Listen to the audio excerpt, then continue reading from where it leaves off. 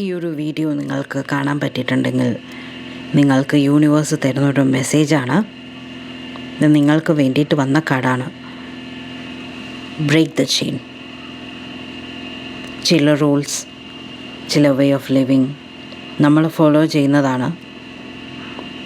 ഇങ്ങനെ തന്നെ ജീവിക്കണം, ഇങ്ങനെ തന്നെ ആവണം എന്നൊക്കെ ചിലപ്പോൾ ഫാമിലിയിൽ നിന്നും സൊസൈറ്റിയിൽ നിന്നും ഒക്കെ വന്നതായിരിക്കും. പക്ഷേ എല്ലാം ഫോളോ ചെയ്യണമെന്നില്ല.